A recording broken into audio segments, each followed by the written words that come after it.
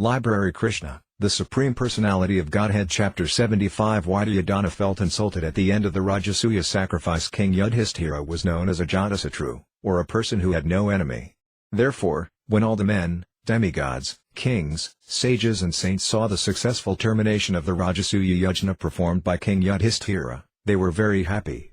That Duryodhana alone was unhappy was astonishing to Maharaja Pariksit, and therefore he requested Sukadeva Goswami to explain this. Sukadeva Goswami said, "My dear King Pariksit, your grandfather King Yudhishthira was a great soul. His congenial disposition attracted everyone to be his friend, and therefore he was known as Ajatasatru, one who never created an enemy. He engaged all the members of the Kuru dynasty in taking charge of different departments for the management of the Rājasūya sacrifice. For example, Bhimasena was put in charge of the kitchen department, Duryodhana in charge of the treasury department, Sahadeva in charge of the reception department, Nakula in charge of the supplies department, and Arjuna in charge of looking after the comforts of the elderly persons.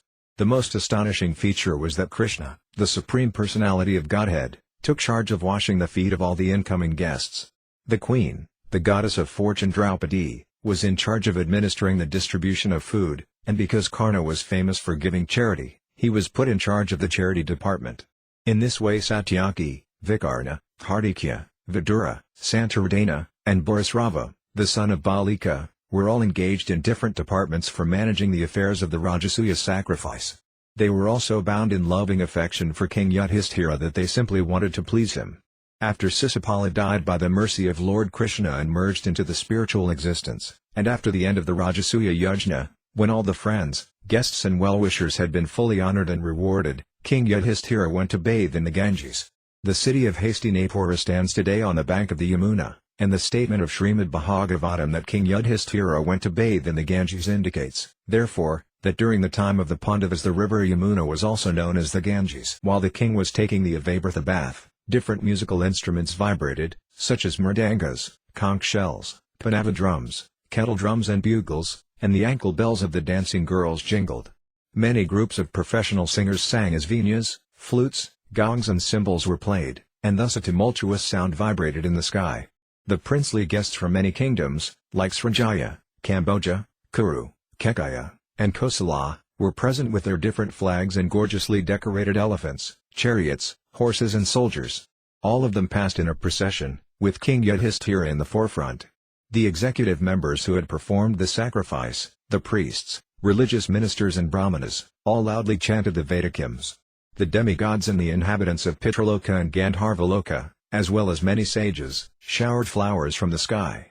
The men and women of Hastinapura, or Indraprastha, their bodies smeared with scents and floral oils, were nicely dressed in colorful garments and decorated with garlands, jewels and ornaments. Enjoying the ceremony, they threw on one another liquid substances like water, oil, milk, butter and yogurt. Some even smeared these on each other's bodies. In this way, they enjoyed the occasion. The professional prostitutes jubilantly smeared these liquid substances on the bodies of the men, and the men reciprocated in the same way. All the liquid substances had been mixed with turmeric and saffron, and their color was a lustrous yellow. In order to observe the great ceremony, many wives of the demigods have come in different airplanes, and they were visible in the sky. Similarly, the queens of the royal family, gorgeously decorated and surrounded by bodyguards, arrived on different palanquins. During this time, Lord Krishna, the maternal cousin of the Pandavas, and his special friend Arjuna were both throwing the liquid substances on the bodies of the queens. The queens became bashful, but at the same time their beautiful smiling brightened their faces. Because of the liquids thrown on their bodies, the saris covering them became completely wet. The different parts of their beautiful bodies, particularly their breasts and their waists, became partially visible because of the wet cloth. The queens brought buckets of the same liquid substances and with syringes sprinkled them on the bodies of their brothers-in-law. As they engaged in such jubilant activities, their hair fell loose, and the flowers decorating their bodies began to fall. When Lord Krishna, Arjuna and the queens were thus engaged in these jubilant activities, persons who were not clean in heart were agitated by lustful desires. In other words, such behavior between pure males and females is enjoyable, but it makes persons who are materially contaminated become lustful. King Yudhishthira, in a gorgeous chariot yoked to excellent horses, was present there along with his queens, including Draupadi, and their features were so beautiful that it appeared as if the great Rājasūya sacrifice were standing there in person, along with the different functions of the sacrifice. Following the Rājasūya sacrifice, there was the Vedic ritualistic duty known as Patni Samyaja. This sacrifice, which one performs along with one's wife, was also duly conducted by the priests of King Yudhisthira. As Queen Draupadi and King Yudhisthira were taking their Avabrata bath, the citizens of Hastinapura as well as the demigods began to beat on drums and blow trumpets out of feelings of happiness, and there was a shower of flowers from the sky. When the king and the queen finished their bath in the Ganges, all the other citizens, consisting of all the Varnas, or castes, the Brahmanas, Kshatriyas, Vaisyas and Sudras, took their baths in the Ganges. Bathing in the Ganges is recommended in the Vedic literatures because by such bathing one is freed from all sinful reactions. This is still current in India, especially at particularly auspicious moments. At such times, millions of people bathe in the Ganges. After taking his bath, King Yudhisthira dressed in a new silken cloth and wrapper and decorated himself with valuable jewelry. The king not only dressed himself and decorated himself but also gave clothing and ornaments to all the priests and the others who had participated in the yajnas. In this way, he worshipped them all. He constantly worshipped his friends, his family members, his relatives, his well-wishers and everyone present, and because he was a Vaisnava, a great devotee of Lord Narayana, he knew how to treat everyone well. The Mayavadi philosophers endeavor to see everyone as God as an artificial attempt at oneness, but a Vaisnava, or a devotee of Lord Narayana, sees every living entity as part and parcel of the Supreme Lord. Therefore, a Vaisnava's treatment of other living entities is on the absolute platform. As one cannot treat one part of his body differently from another part, because they all belong to the same body, a Vaisnava does not see a human being as distinct from an animal because in both he sees the soul and the supersoul seated together.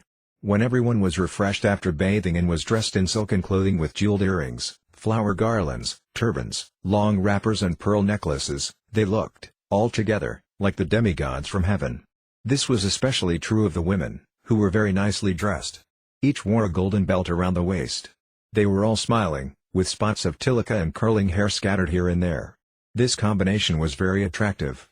Those persons who had participated in the Rājasūya sacrifice, including the most cultured priests, the Brahmanas who had assisted, the citizens of all the Varnas, and the kings, demigods, sages, saints and citizens of Pitraloka, were all very much satisfied by the dealings of King Yudhisthira, and at the end they happily departed for their residences.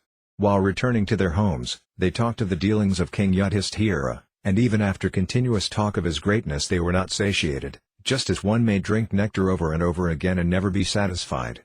After the departure of all the others, Maharaja Yudhisthira restrained the inner circle of his friends, including Lord Krishna, not allowing them to leave. Lord Krishna could not refuse the request of the king. Krishna therefore sent back all the heroes of the Yadu dynasty, Samba and others. All of them returned to Dwarka, and Lord Krishna personally remained to give pleasure to the king. In the material world, everyone has a particular type of desire to be fulfilled, but one is never able to fulfill his desires to his full satisfaction. But King Yudhisthira, because of his unflinching devotion to Krishna, could fulfill all his desires successfully by the performance of the Rājasūya sacrifice. From the description of the Rājasūya yajna, such a function appears to be a great ocean of opulent desires. Such an ocean is not possible for an ordinary man to cross, nevertheless, by the grace of Lord Krishna, King Yudhisthira was able to cross it very easily, and thus he became freed from all anxieties. When Duryodhana saw that Maharaja Yudhisthira had become very famous after performing the Rājasūya yajna and was fully satisfied in every respect, he began to burn with the fire of envy because his mind was always poisonous. For one thing, he envied the imperial palace constructed by the demon Maya for the Pandavas. The palace was excellent in its puzzling artistic workmanship and was befitting the position of great princes, kings or leaders of the demons. In that great palace, the Pandavas lived with their family members, and Queen Draupadi served her husbands very peacefully. And because in those days Lord Krishna was also there, the palace was also decorated by his thousands of queens. When the queens, with their heavy breasts and thin waists, moved within the palace and their ankle bells rang very melodiously with their movement, the whole palace appeared more opulent than the heavenly kingdom. Because a portion of their breasts was sprinkled with saffron powder, the pearl necklaces on their breasts appeared reddish. With their beautiful earrings and flowing hair, the queens appeared very attractive. After seeing such beauties in the palace of King Yudhisthira, Duryodhana was envious. He was especially envious and lustful upon seeing the beauty of Draupadi because he had cherished a special attraction for her from the very beginning of her marriage with the Pandavas. In the marriage selection assembly of Draupadi, Duryodhana had also been present, and along with other princes he had been very much captivated by the beauty of Draupadi, but he had failed to achieve her. Once upon a time, King Yudhishthira was sitting on his golden throne in the palace constructed by the demon Maya. His 4 brothers and other relatives, as well as his great well-wisher Krishna, the Supreme Personality of Godhead, were present, and the material opulence of King Yudhishthira seemed no less than that of Lord Brahma. When he was sitting on the throne surrounded by his friends and the reciters were offering prayers to him in the form of nice songs, Duryodhana came to the palace with his younger brothers. Duryodhana was decorated with a helmet, and he carried a sword in his hand. He was always in an envious and angry mood, and therefore on a slight provocation he spoke sharply with the doorkeepers and became angry. By the craftsmanship of the demon Maya, the palace was so decorated in different places that one who did not know the tricks would consider water to be land and land to be water. Duryodhana was illusioned by this craftsmanship, and when crossing water, thinking it to be a land, he fell in. When Duryodhana, out of his foolishness, had thus fallen, the queens enjoyed the incident by laughing. King Yudhishthira could understand the feelings of Duryodhana, and he tried to restrain the queens, but Lord Krishna indicated that King Yudhishthira should not restrain them from enjoying the incident. Krishna desired that Duryodhana be fooled in that way and that all of them enjoy his foolish behavior. When everyone laughed, Duryodhana felt very insulted, and his bodily hair stood up in anger. Being thus insulted, he immediately left the palace, bowing his head. He was silent and did not protest. When Duryodhana left in such an angry mood, everyone regretted the incident, and King Yudhishthira also was very sorry. But despite all these occurrences, Krishna was silent. He did not say anything against or in favor of the incident. It appeared that Duryodhana had been put into illusion by the supreme will of Lord Krishna, and this was the beginning of the enmity between the 2 sects of the Kuru dynasty. This appeared to be a part of Krishna's plan in his mission to decrease the burden of the world. King Pariksit had inquired from Sukadeva Goswami why Duryodhana was not satisfied after the termination of the great Rājasūya sacrifice, and thus it was explained by Sukadeva Goswami. Thus ends the Bhaktivedanta purport of the 75th chapter of Krishna, why Duryodhana felt insulted at the end of the Rājasūya sacrifice.